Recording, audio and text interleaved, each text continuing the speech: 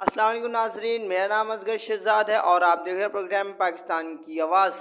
Programme के अंदर आज बात करेंगे जैसे कि 25 मई को पाकिस्तान तहरीक इंसाफ ने एहतजाज की कॉल दी थी और एहतजाज पर भी आए, डी चौक भी पहुंच गए, पर डिसॉल्व करना पड़ा पाकिस्तान तहरीक इंसाफ को। एक मरतबा फिर वापसी घरों को लौटना पड़ा और बिना इस्तीफे से जाना पड़ा। और अब एक मरतबा फिर इस तरह खबरें गर्दिश कर रही हैं कि पाकिस्तान तहरीक इंसाफ एक मरतबा फिर से लॉन्ग मार्च की तैयारी के ऊपर है और इन सब सवालात के जवाब आज हमें देंगे वीओजी न्यूज़ के सीनियर तजिया निगार मोहम्मद जमशेद भाई। बहुत शुक्रिया आपका स्टूडियो में आने का जमशेद भाई। पाकिस्तान तहरीक इंसाफ ने 25 मई को ऐलान किया था और आई भी और फिर वापस खान साहब की कॉल पर वापसी जाना पड़ा, इसकी क्या वजूहत थी?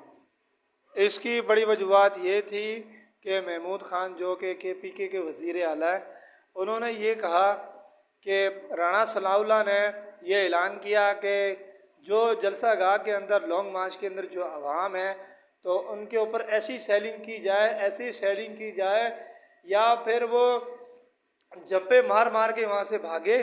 अगर वो नहीं भागेंगे तो वहाँ जलसा गाह की जगह के अंदर वो बेहोश होकर गिर जाएंगे। तो शायद इसी वजह से ये कॉल वापस ली गई। अच्छा, इस वक्त क्या नया लाए अमल पाकिस्तान तहरीक इंसाफ समझ क्या लाएगी और किस तरीके से आएगी? इस तरह आज खान साहब ने कहा था हम प्लानिंग से आएंगे, क्या प्लानिंग है आपकी नज़र में? इस वक्त की प्लानिंग तो ये है, जो केपीके के वज़ीर आला है महमूद खान, उन्होंने वाज़ेह ये पैगाम दिया है कि राणा सनाउल्लाह ने जब इतनी बड़ी बात की कि अवाम बेहोश हो जाएगी, इस तरह की शेलिंग करने के उन्होंने ऐलानात किए, तो इस बार महमूद खान ने ये पैगाम दिया है कि वज़ीर आज़म जो साबिक़ वज़ीर आज़म इमरान खान थे, तो उनकी इजाज़त के साथ जो हमारे पास केपीके की फ़ौज है, केपीके की जो पुलिस है, हम उनकी पावर के साथ लॉन्ग मार्च निकालेंगे, उनकी पावर के साथ प्रोग्राम करेंगे, एक बहुत बड़ा जलसा करेंगे, हम मुकम्मल तैयारी के साथ आएंगे।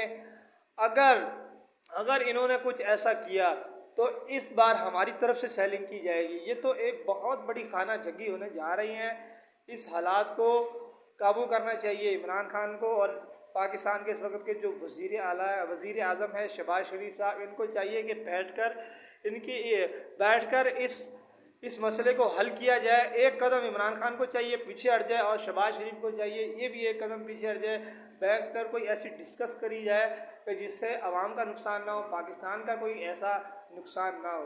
अच्छा, जैसे कि आपने बताया कि केपीके की पुलिस का सहारा लिया जाएगा लॉन्ग मार्च के अंदर और पंजाब के अंदर पंजाब पुलिस का पाकिस्तान मुस्लिम लीग नून सहारा लेगी, तो क्या इदारों को लड़ाया जा रहा है इस वक्त? और इसका जो फीडबैक जो होगा, जो इस वक्त पाकिस्तान के अंदर बैन अवी एजेंसी काम कर रही हैं, लोगों को खड़ा कर रही हैं, बहुत सारी इस तरह की तहरीकें चले आपको पता है, तो इसका क्या असर पड़ेगा आप समझते हैं?